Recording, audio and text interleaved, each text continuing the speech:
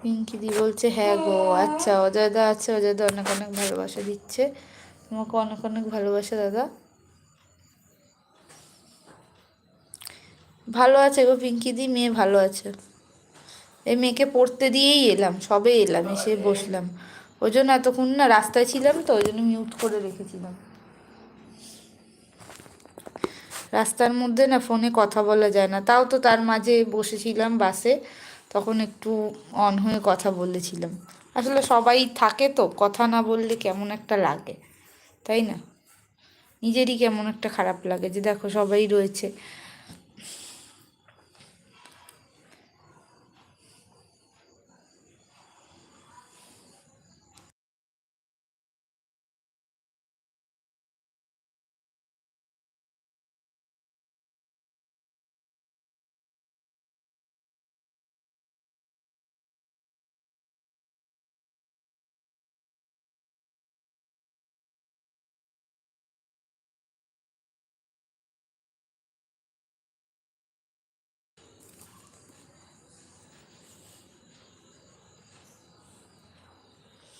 হ্যাঁ গো, হুম।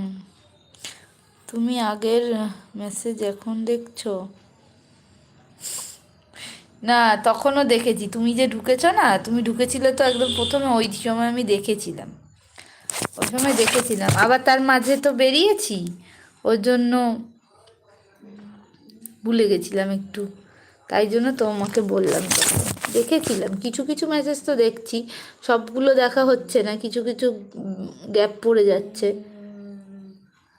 যেমন ব্যাগের মধ্যে ফোনটা ছিল, তখন তো দেখতে পাইনি কয়েকটা মেসেজ, তাই একটুখানি দেখে নিলাম উপর দিয়ে।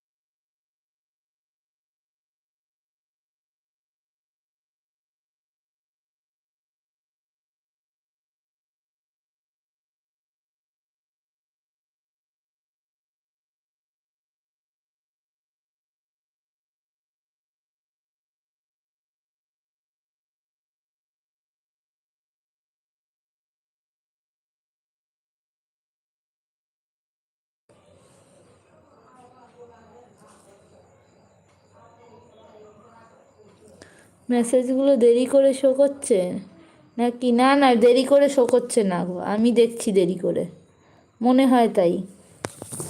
বুঝলে পিঙ্কিদি, মনে হয় আমারই দেখতে দেরি হচ্ছে, কারণ আমি তো কন্টিনিউ মোবাইলের দিকে তাকিয়ে নেই, হয়তো আমারও দেরি হতে পারে।